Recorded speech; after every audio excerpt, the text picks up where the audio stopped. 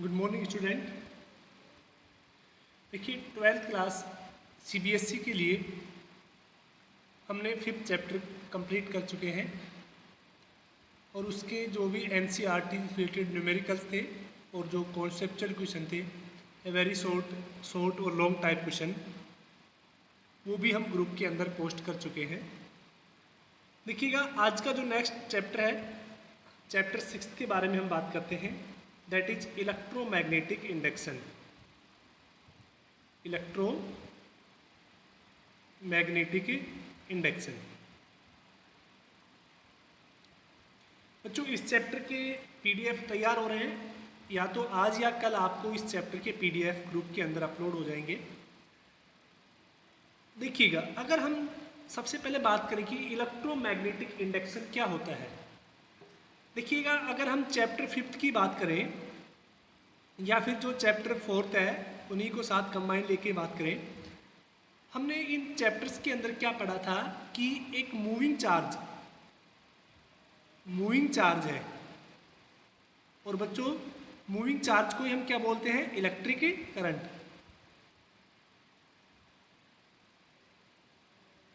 यानी किसी भी कंडक्टर वायर के अंदर जब इलेक्ट्रिक करंट फ्लो होता है तो आपको पता है कि उस वायर के अराउंड क्या प्रोड्यूस हो जाता है, मैग्नेटिक फील्ड प्रोड्यूस हो जाता है।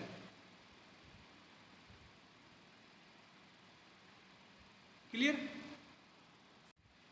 तो देखिए इसका मीन्स क्या हुआ कि जो मूविंग चार्ज है यानी इलेक्ट्रिक करंट है, अगर किसी भी कंडक्टर वायर के अराउंड फ्लो होता है तो वो क्या प्रोड्यूस करता है, मैग्नेटिक फील्ड। यानी हम क्या बोल सकते हैं कि a varying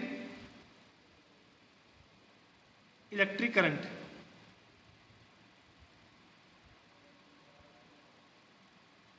produce magnetic field. ये हमने 4th और 5th चैप्टर के अंदर डिस्कस किया था। अब बच्चों देखिएगा 6th चैप्टर के अंदर हम क्या पढ़ेंगे, इलेक्ट्रोमैग्नेटिक इंडक्शन में। अब मेन क्वेश्चन ये उठता है कि जब इलेक्ट्रिक करंट से मैग्नेटिक फील्ड यानी इलेक्ट्रिक फील्ड से हम मैग्नेटिक फील्ड जनरेट कर सकते हैं, तो क्या मैग्नेटिक फील्ड से इलेक्ट्रिक फील्ड भी जनरेट हो सकता है या नहीं। इस कॉन्सेप्ट के बारे में हम इस 6th चैप्टर के अंदर डिस्कस करेंगे। क्लियर? यानी हम जो 4th और 5th में पढ़ा था उसका रिवर्स हम किस में करेंगे, 6th चैप्टर में। यानी 4th 5th में हम किसकी बात करते थे कि जो वेरिंग इलेक्ट्रिक फील्ड है वो किसको प्रोड्यूस करता है, मैग्नेटिक फील्ड को प्रोड्यूस करता है। जबकि इस वाले चैप्टर में हम बात करेंगे कि क्या magnetic field electric field generate कर सकता है या नहीं। और इसके लिए एक साइंटिस्ट थे फैराडे।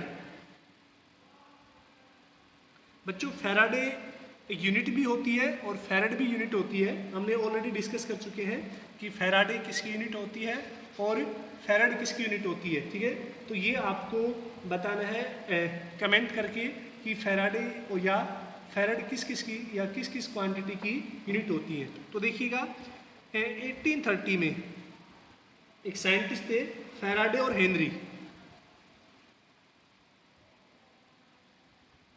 ये दो अलग अलग साइंटिस्ट थे, फैराडे और हेनरी।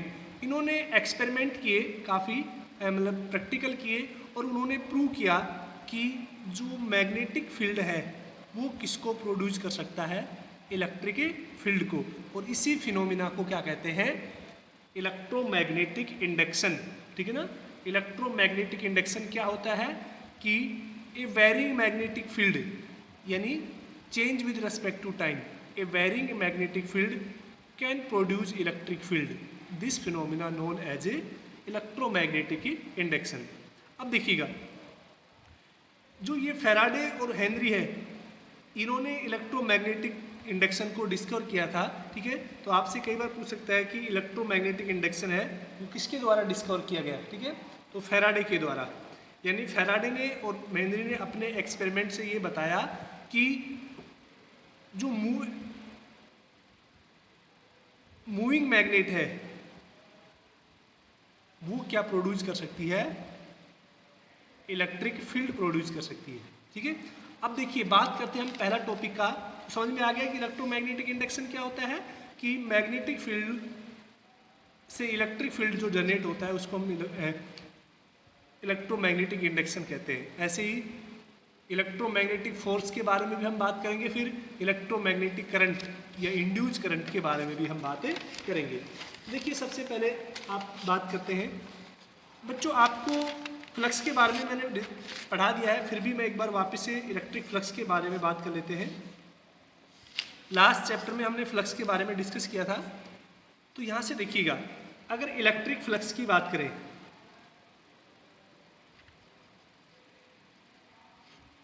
जब हम मैग्नेटिक फ्लक्स की बात करते हैं तो जब हम मैग्नेटिक फ्लक्स की बात करते हैं, इलेक्ट्रिक फ्लक्स हम पढ़ा चुके हैं। इलेक्ट्रिक फ्लक्स क्या होता है कि किसी भी एरिया से पास होने वाली इलेक्ट्रिक फील्ड लाइंस हैं, उनकी संख्या को क्या बोलते हैं हम, इलेक्ट्रिक फ्लक्स। तो मैग्नेटिक फ्लक्स क्या होता है, number of a magnetic field line pass through from any surface area perpendicularly known as magnetic flux.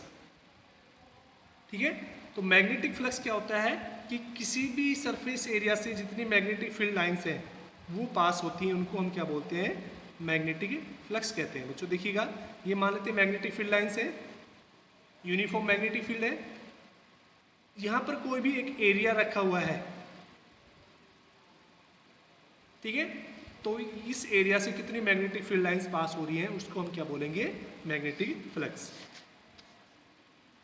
अब देखिए मैग्नेटिक फ्लक्स को हम बच्चों फाई से डिनोट करते हैं, तो फाई बराबर कितना हो जाएगा, बी डॉट ए। बी क्या है यहाँ पर, ध्यान रखना, सेम वही कॉन्सेप्ट है इलेक्ट्रिक फ्लक्स वाला। बी क्या है, मैग्नेटिक फील्ड, और ए क्या है, एरिया वेक्टर। ध्यान रखना, ए यहां पर क्या है, एरिया वेक्टर। और इस फ्लक्स को हम कैसे लिख सकते हैं, फाई को बी ए कोस थीटा, क्योंकि जब भी डॉट हटेगा तो क्या आएगा, कोस थीटा। क्लियर, तो here cos theta is angle between किसके बीच में, बी एंड एरिया वेक्टर। ध्यान रखना, एरिया वेक्टर, ना कि ए। अब देखिएगा इसके बारे में बात करते हैं, यूनिट के बारे में आपको पता है, वेबर होती है इसकी यूनिट, पढ़ा चुके हम पहले ही, लास्ट चैप्टर में हमने इसको डिस्कस किया था। पहला केस देखिएगा, case first, when surface is perpendicular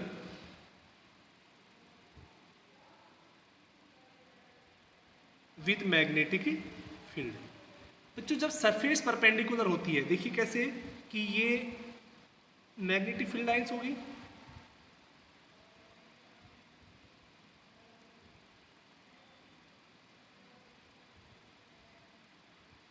हमने एक सरफेस कंसीडर की है जो क्या होगी, इसके बिल्कुल परपेंडिकुलर है।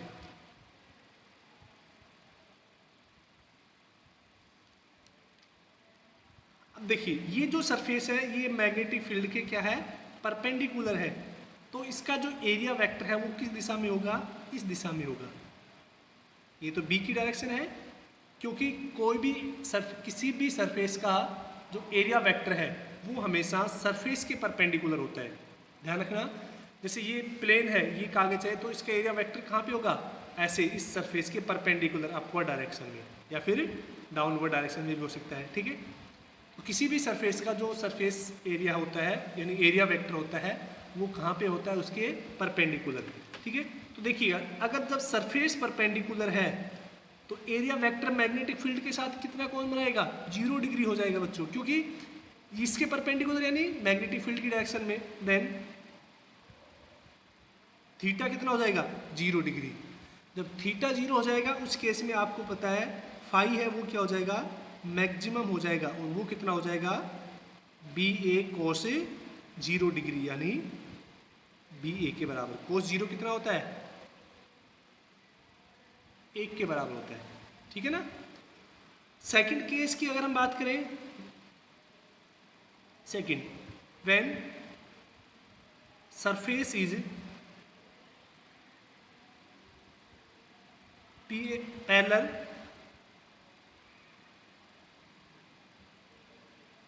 With magnetic field. बच्चों अगर सरफेस पैरेलल है उस केस में देखिएगा, यहां पर हम मैग्नेटिक फील्ड लाइंस लेते हैं,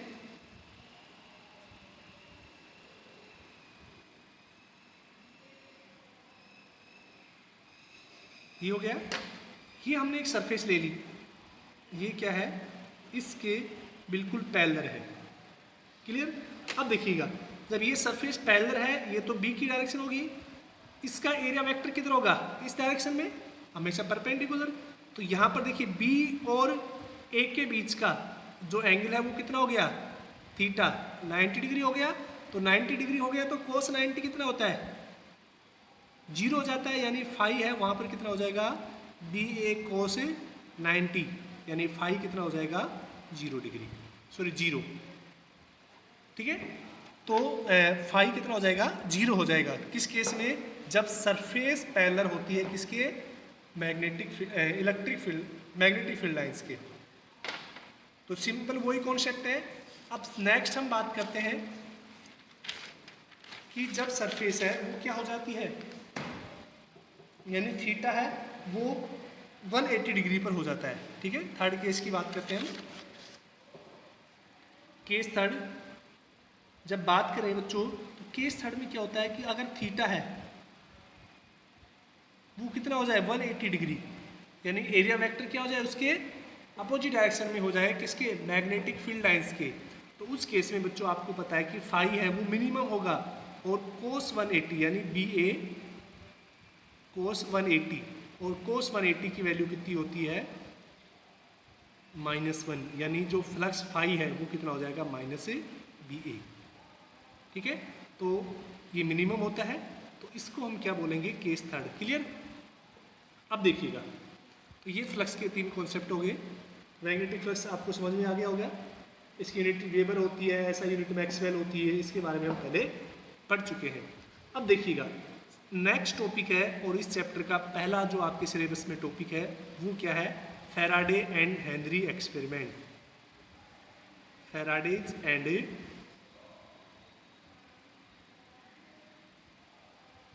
एक्सपेरिमेंट। बच्चों फैराडे और हेनरी एक्सपेरिमेंट है, उसके बारे में हम बात करते हैं कि वो सबसे पहले किस में क्यों यूज किए जाते हैं और क्यों हमने उसको स्टडी कर रहे हैं, ठीक है। तो यहाँ पे बात करते हैं द फिनोमिना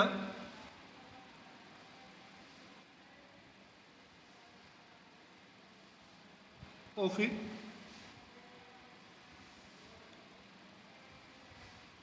इलेक्ट्रोमैग्नेटिक इंडक्शन।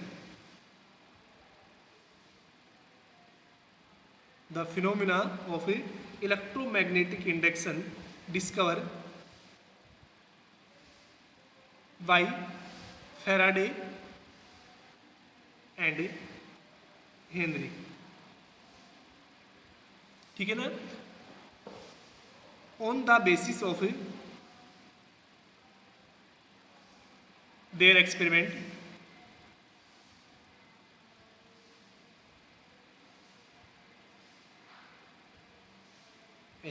यानी उन्होंने 3 एक्सपेरिमेंट किए थे, ठीक है। किसी बुक में 4 भी दे रखे, देखिए आप 3 याद रखिए आपके एनसीईआरटी के हिसाब से। तो देखिएगा हम उनके एक्सपेरिमेंट के बारे में बात करते हैं कि जो फैराडे और हेनरी के एक्सपेरिमेंट है वो क्या क्या है। तो फर्स्ट एक्सपेरिमेंट है, और इसके बारे में आपने 10th क्लास में थोड़ा पढ़ा भी होगा। First experiment,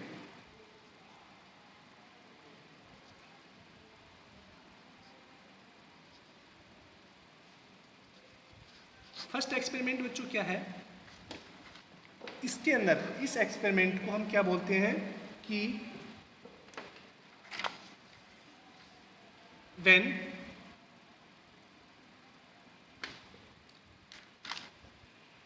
coil is stationary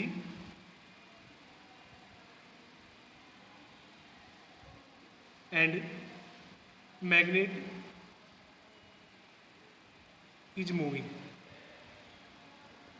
यानी जो कोयल है वो स्टेशनरी है और मैग्नेट मूविंग है। ये वाला फर्स्ट एक्सपेरिमेंट है। अब इसको देखिए मैं कैसे समझाता हूँ आपको। मान लेते कि ये कोयल है, कोयल समझ गए, जिसके अंदर क्या हो, जैसे सोलेनोइड टाइप से हमने एक वायर को वाउंडेड किया है, इस तरह से ये कोयल बन गई और हमने क्या किया है, इसके साथ एक गैल्वेनोमीटर जोड़ दिया है। तो बच्चों गैल्वेनोमीटर को आपको पता है क्या काम आता है, स्मॉल करंट को और उसकी डायरेक्शन को मेजर करता है। ठीक है, ये मान लेते हैं कि ये कोयल C1 है और ये गैल्वेनोमीटर है G। अभी गैल्वेनोमीटर के अंदर कोई भी डिफ्लेक्शन नहीं है, ठीक है ना। अब बच्चों हम क्या करते हैं कि एक मैग्नेट लेके आते हैं, ये मैग्नेट है, ये इसका नॉर्थ पोल है और ये साउथ पोल है। क्लियर। अब उन्होंने क्या ऑब्जर्व किया, देखिएगा पहला केस क्या ऑब्जर्व किया कि when magnet at stationary then we observe that there is no deflection in coil, यानी जब ये मैग्नेट है, ये जब स्टेशनरी है यानी इसकी वेलोसिटी कितनी है, 0 है। इस कोयल के पास जब हम मैग्नेट को रखते हैं तो हम देखते हैं कि इस गैल्वेनोमीटर के अंदर कोई भी डिफ्लेक्शन क्रिएट नहीं होता है। ठीक है, हम इसकी कंक्लूजन बाद में पढ़ेंगे, ठीक है ना, पहले हम एक्सपेरिमेंट देखें। ठीक है, अब उन्होंने क्या किया कि इस कोयल के पास इस मैग्नेट को मूव कराया। ये जो मैग्नेट थी, मान लीजिए नॉर्थ पोल है, इसको ऐसे मूव कराया फास्टली टुवार्ड्स टू द कोयल। तो सेकंड में क्या देखा कि सेकंड केस में मैं अलग डायग्राम ना बना के इसी में समझाता हूँ, चलो मैं यहाँ बना देता हूँ। ठीक है, नोट्स में आपको प्रॉपर मिल जाएंगे अलग डायग्राम। ये कोयल ले ली हमने। सेकंड केस में उसने क्या देखा उन्होंने कि जब इस मैग्नेट को मूव कराया जाता है इस डायरेक्शन में, यानी नॉर्थ पोल को किधर की तरफ मूव कराया जाता है, कोयल की ओर। ठीक है ना, तो देखिए क्या होता है कि ये जो डिफ्लेक्शन है ये राइट साइड में हो जाता है, यानी ये जो नीडल है ये डिफ्लेक्ट होती है किसमें, राइट साइड में। कब, जब नॉर्थ पोल को मूव कराया जाता है टुवार्ड्स टू द मैग्नेट। ठीक है ना, यानी सेकंड उन्होंने क्या ऑब्जर्वेशन देखा कि when magnet move towards coil with its north pole, यानी मैग्नेट के नॉर्थ पोल को जब हम कोयल की तरफ डिफ्लेक्ट मूव कराते हैं तो हम देखते हैं कि जो गैल्वेनोमीटर है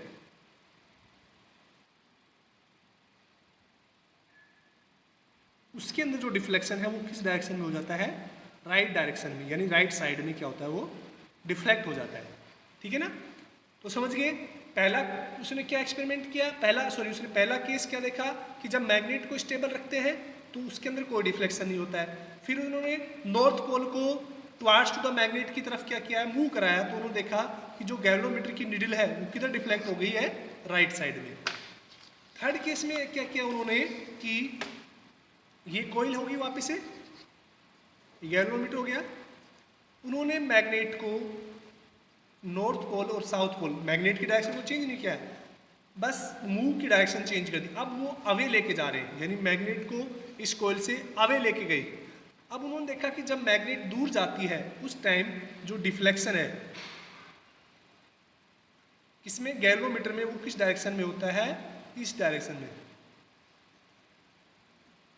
यानी जब मैग्नेट के मोशन की डायरेक्शन चेंज की जाती है तो इंड्यूस जो करंट है, एक्चुअली में देखिए यहाँ पर क्या हो रहा है, ये डिफ्लेक्ट क्यों कर रहा है, क्योंकि जब हम मैग्नेट को मूव करा रहे हैं तो इसमें कुछ करंट जनरेट हो रहा है, उस करंट की वजह से गैल्वेनोमीटर क्या हो रहा है, डिफ्लेक्ट हो रहा है। इसका मीन्स क्या होता है कि किसी भी कॉइल के पास जब हम एक मैग्नेट को मूव कराते हैं बच्चों, तो उस केस में क्या होता है कि करंट इंड्यूस होता है, और उस करंट को ही क्या बोलते हैं, एक करंट जनरेट होता है और उस करंट को क्या बोलते हैं हम, इंड्यूस करंट। ठीक है, तो इसमें क्या किया हमने, कॉइल को स्टेशनरी रखा है और केवल मैग्नेट को मूव कराया है कि जब मैग्नेट को एक बार स्टेबल रखते हैं तो कोई डिफ्लेक्शन नहीं होता है।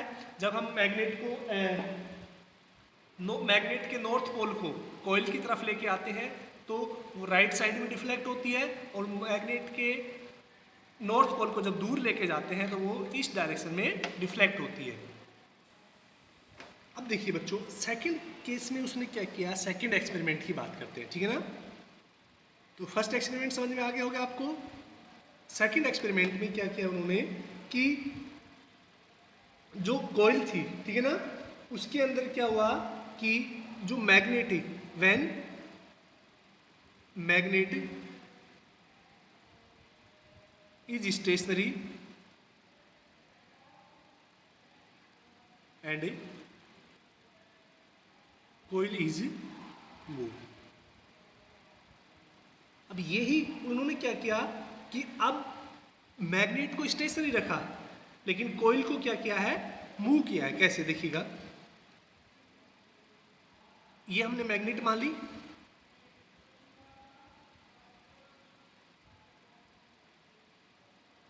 साउथ से लेके नॉर्थ पोल, और इसकी वेलोसिटी कितनी है, 0। अब हमने जो कॉइल ली है इसको मूव करा रहे हैं। देखिए पहला केस क्या है कि जब कॉइल है और मैग्नेट है, बोथ आर स्टेशनरी।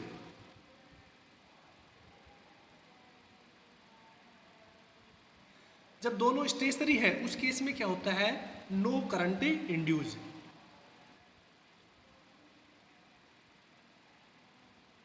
कोई भी करंट जनरेट नहीं होता है, ठीक है। यानी चाहे मैग्नेट मूव करे चाहे कॉइल मूव करे, किसी एक को तो मूव करना पड़ेगा करंट इंड्यूस करने के लिए, ठीक है। अब सेकंड केस में देखिए क्या करते हैं हम, इस कॉइल को मूव कराते हैं इधर, ठीक है ना। हम देखते हैं कि जब कॉइल मूव करती है किधर, नॉर्थ पोल की तरफ है, तो हम देखते हैं कि जो when coil move towards magnet then current induce in galvanometer, ठीक है। इस गैल्वेनोमीटर के अंदर क्या होता है, डिफ्लेक्शन होता है। क्लियर, समझ गए आप। यानी इस गैल्वेनोमीटर के अंदर डिफ्लेक्शन है, वो कब होता है, जब हम कॉइल को मूव कराते हैं और मैग्नेट को स्टेशनरी रखते हैं। पहले एक्सपेरिमेंट में हमने क्या किया है, मैग्नेट को मूव कराया और कॉइल को स्टेशनरी रखा है, ठीक है। थर्ड केस में हम क्या पढ़ते हैं, केस वही है। अब हम पहले सेकंड केस में इसको इधर लेके आए थे, थर्ड केस में हम क्या करते हैं, इसको दूर लेके जाते हैं। जैसे हम दूर लेके जाएंगे तो हम देखते हैं कि जो डिफ्लेक्शन है उसकी डायरेक्शन क्या होती है, चेंज हो जाती है। यानी when direction of a coil change then direction of deflection also change. यहां से समझ में आ गया। अब देखिएगा उन्होंने तीसरा, सेकंड प्रैक्टिकल समझ में आ गया। अब तीसरा जो प्रैक्टिकल किया है उसके बारे में बात करते हैं कि जो थर्ड प्रैक्टिकल है वो क्या बताता है। थर्ड प्रैक्टिकल में क्या किया उन्होंने, एक्सपेरिमेंट नंबर 3। काफ़ी इजी है लैंग्वेज इनकी, ठीक है, आप उसमें पढ़ेंगे। अब हमने क्या किया है कि both magnet and coil are stationary but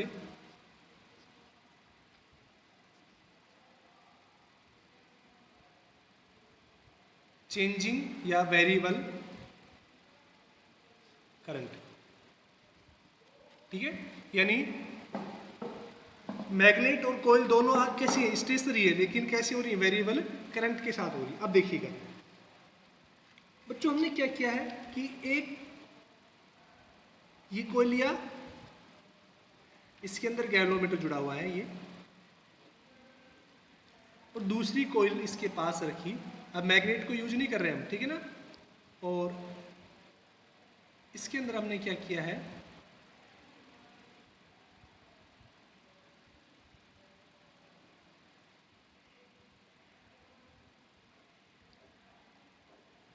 battery और रियोस्टेट जोड़ दिया, ठीक है ना। अब देखिए क्या करते हैं हम कि इस वाली कोयल के अंदर ये मानते हैं C1 है और ये क्या है C2 है।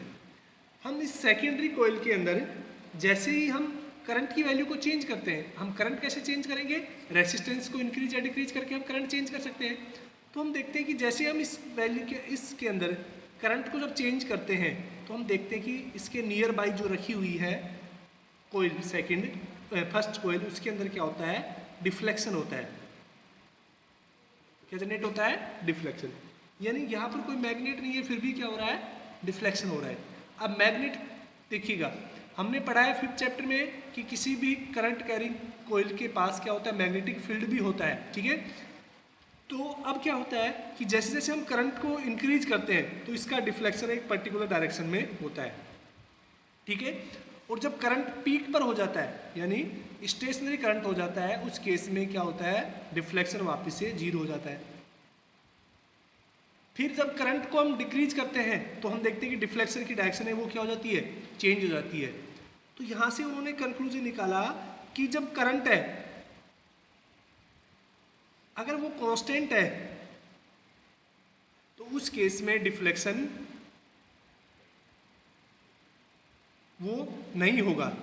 लेकिन अगर करंट इंक्रीज होता है या डिक्रीज होता है तो दोनों केस में क्या होता है, डिफ्लेक्शन क्रिएट होता है और डिफ्लेक्शन की वजह से क्या होता है, जो डायरेक्शन है वो भी क्या होती है, चेंज होती है, ठीक है। तो बच्चों ये 3 एक्सपेरिमेंट है हेनरी और फैराडे के, इनके बारे में हमने डिस्कस किया। आज के लिए इतना ही, और कल हम इन हेनरी और फैराडे के एक्सपेरिमेंट से रिलेटेड जो कंक्लूजन है उनके बारे में डिस्कस करेंगे। आज के लिए इतना ही, थैंक यू।